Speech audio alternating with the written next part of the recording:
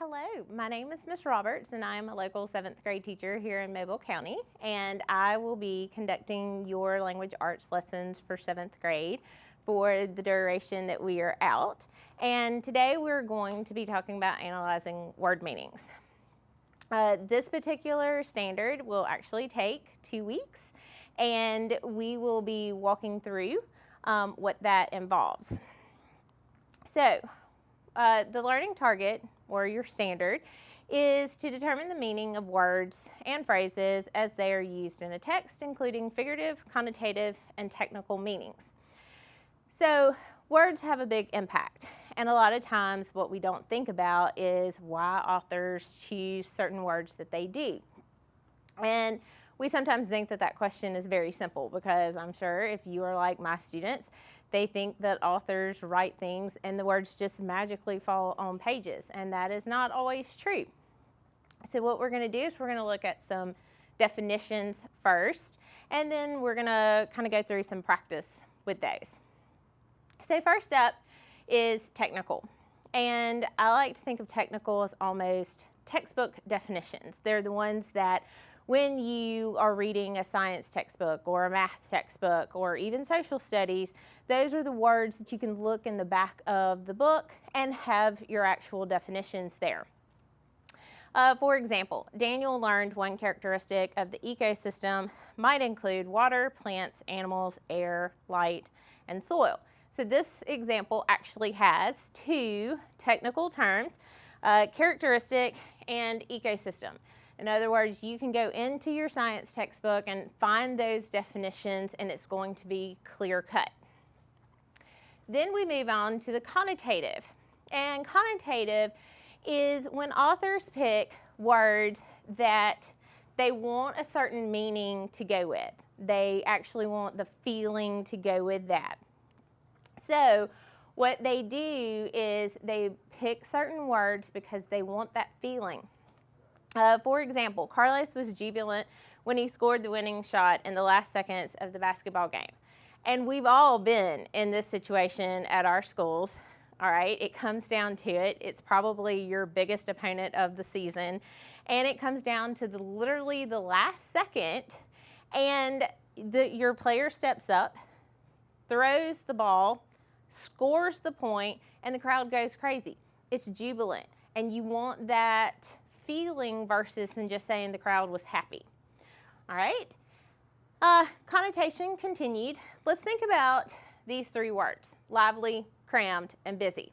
Now, during this time of social distancing, these words might not technically apply, but there will come a time when social distancing is lifted and we can go back to living our life.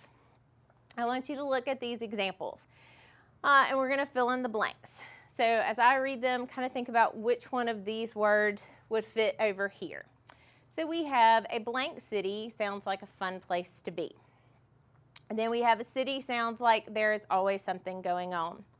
And then the last one is a city sounds like there are a lot of people. So which word would go in which one? If you picked lively for the first one, you would be correct. Lively sounds like a fun place to be. People are moving around, they're laughing, they're joking. It's a big party. On the other hand, when you look at the second one here, it says city sounds like there's always something going on. If we put crammed, all of a sudden we go from a positive connotation to something that might seem a little negative. Because I don't know about y'all, but I have been down at the beach during the summer in the middle of their crazy season, and all of a sudden it's like, okay, we're gonna go grab something to eat, and the restaurant's only 10 minutes from here, no problem. And an hour and a half later, you're pulling into the restaurant parking lot because it's crammed. This brings about a negative connotation. And then by process of elimination, we have our last one, which is a busy city. Sounds like there are a lot of people. Now, busy is not always bad. It's just you have this idea of a hustle and bustle that's going on. So the author picked certain words to go in, and all of a sudden it will change what you're actually trying to convey. Then we move on into figurative meaning. Now, during third quarter, you would have learned figurative language, probably along with your poetry unit. And authors use the figurative meaning to combine words because they want to express ideas or experiences in detail. In other words, as I like to tell my students, you need to show, not tell. And at that, my kids are probably rolling their eyes looking at me because I'm not very happy with their one-word phrase. I want them to bring in the details. A common type involves making a comparison. In other words, you're finding a way that two different things seem alike. So the example here is Eddie was a race car when the 2:30 bell rang, signaling the end of the school day. Now, I am sure that there are plenty of you who are like my students, and they seem to have this internal clock that lets them know when it's 30 seconds before the bell rings. And they start quietly packing up their book bags, and they are ready to take off when the bell rings. So I was comparing Eddie to being a race car. In other words, I'm saying that he's quite fast out of the classroom. All of this kind of accumulates here into an example. So what we're going to do is we're going to examine the author's use of figurative language. So you can read along as I read it to you. As I stood atop the mighty skyscraper, a gentle breeze wrapped its arms around me. Down below, the people were as small as ants, and the cars were toys making their way through a miniature city. Muffled sounds floated up like balloons. The wind murmured softly, and a bird called from somewhere in the distance. What you might be asked to do, and what teachers oftentimes do, my students have asked me, Ms. Roberts, why don't you ever just give us simple questions? Because that's not my job. My job is to make you think. So oftentimes what you will be asked to do on assignments, you will be given something from the passage, and then what you need to do is you need to ask yourself what is being compared and what is the effect. So if we take the sample, a gentle breeze wrapped its arms around me, ask yourself what is being compared. So you should be able to tell me that it's a breeze and arms. All right, so we have our what's compared. What effect does this have on the reader? As you're going through, you should be able to tell me that the breeze is supposed to be calming and pleasant like a hug. And this is very important that you always ask yourself, what is being compared? What is the effect? So the question, what does that word mean, now seems hopefully a little bit more interesting because you're moving beyond your basic context clues. You're actually analyzing those word meanings. Reading becomes richer when you pay attention to those other extra meanings. In other words, you dive a little deeper into the text, which is what we want every student to do. It is no longer the basic comprehension questions, even though those are important because you do need to comprehend your text. You need to go a tad bit deeper. So, like poetry, music can have figurative meanings instead of just words on a piece of paper. I tell my students all the time when we do our poetry unit that poetry is very much related to song. We like to put it to music, people know it, they relate to it, and it's all about feelings. So we're going to have a practice, and I would like for you to consider the song Hello by Adele. More specifically, what I want you to focus on is how does Adele use figurative language to make comparisons, and what effect does it have?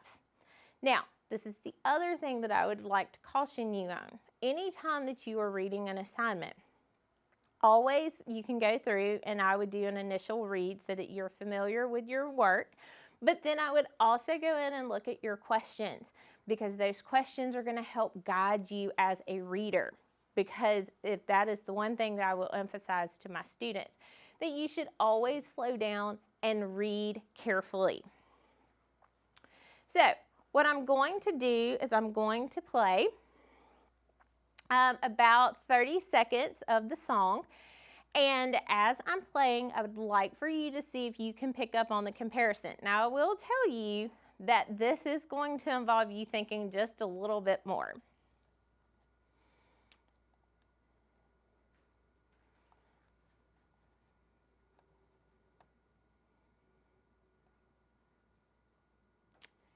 And because it does take a little bit of time for her to start singing, I am going to skip a little bit into the music video. It's me.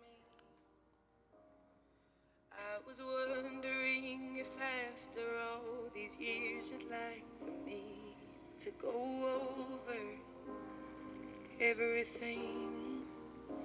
They say the time's supposed Listen for a to heal comparison. you, but I ain't done much healing. Hello, can you hear me? I'm in California dreaming about who we used to be when we were younger and free. I've forgotten how it felt before the world fell at our feet. There's such a difference between us and a million miles. Hello from the other side. All right, so what I would like for you to do is, if you're anything like me, you will probably need to look at the lyrics yourself, because I know that I myself am a visual person, not necessarily an audio listener. And I want you to look at the lyrics, and I want you to think about what she is comparing. So when you look, and I will even give you a hint, it is in the first column, can you find the comparison that she makes? And this one is just a little bit harder, but hopefully you can tell me that she is comparing the California dream to a happy time. Now, at that point, you might say, well, Ms. Roberts, I just have no idea how this is a comparison. So this is when you have to go a little bit deeper and you have to pay attention to what's in the song. You may need to do a little bit of research. For example, the California dream, it is a psychological, which means it's inside your brain, motivation to gain wealth or fame in a very fast period. Now, it's like, okay, Ms. Roberts, well, that makes sense, right? Hollywood is in California. Yes, it is. But you also need to make the connection that California has been connected with the gold rush. The gold rush happened in the mid-1800s, I believe in the 1840s. And one man went out to California and struck it rich, and then all of a sudden everybody wanted to go out there. So everybody has always associated California as being able to go out there and get rich or be famous. So she makes that comparison between a happy time. Now, if you go back to the song lyrics and you look, does she really have a positive connotation with this? And I would have to say no, because she goes in and she talks about when they're younger and free, that she had forgotten how it felt before the world fell at their feet. There's a million miles. She must have called 1,000 times to say, I'm sorry. So the whole connotation in the words that she chose to go in this song, it's not a positive connotation. So if you were asked, well, what is the feeling from this? You would have to say, this is not a happy time, this is a negative time or a sad time. On the other hand, let's try one more, because your teachers can ask you questions like that, but they can also give you reading passages that might look like this. Here you have one about bald eagles. Bald eagles are majestic creatures. They sail and dive through the air like trained acrobats. They also have wingspans of up to 90 inches. That's more than 7 feet long. Now, what your teachers may do is they might give you a chart that looks like this. So instead of a question, you might be asked to go fill in the blank. So in this chart, I've given you the example, plus I've even given you the effect. So what we're going to do is we're going to take our 3 word meanings over here, and we're going to identify what type of language they would go with. So in the first example, you have majestic. Majestic encourages readers to think that the birds are more than ordinarily beautiful. All right, second example is wingspan. Wingspan is a specific term used to explain one of the eagle's characteristics. And the third one is they sail and dive through the air like trained acrobats. The meaning is the simile, they sail and dive through the air like trained acrobats, compares an eagle's movement to acrobat. Now, some of these should be really easy for us to fill in, and we use process of elimination. But let's start with the first one, majestic. What should that appeal to? It should appeal to our emotions, our feelings. I hear majestic and I think of the Queen of England. All right, so that would be connotative because it's a feeling. Wingspan.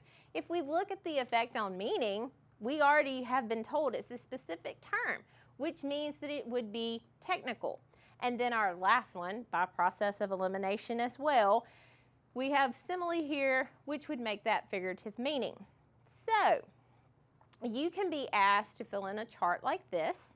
If so, and your teacher asks you for an example, then you would go in and you would look to tell me the type. If your teacher gives you the type, then you're going to go in and look for a specific term. Think something that would come straight from a textbook. Now, why is this important? And I am sure that even my kids who are watching this are asking Ms. Roberts, why? We need to be paying attention because we need to understand how an author feels about a topic. That is important because this is going to tie into a later standard that we'll be covering in some future weeks. So let's have a review. Connotative means that it is related to your feelings, all right? Whether it's positive or negative, it has to do with that feeling. Figurative meaning, we want to express ideas or experiences in detail. Remember, you want to show, not tell. The common type would be making a comparison. In other words, similes or metaphors. And then technical, think about those terms that might come from a textbook, you know, the terms that are on the side of the page.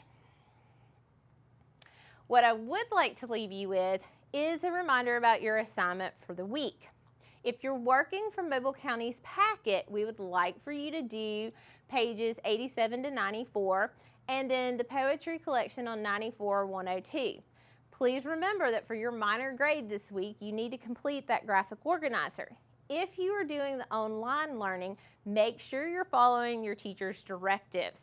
Especially pay attention to those due dates. And just a reminder, if you're working from that packet, these are what your iReady pages look like. And this is what the poetry collection looks like. More specifically, this is the graphic organizer that you would be completing.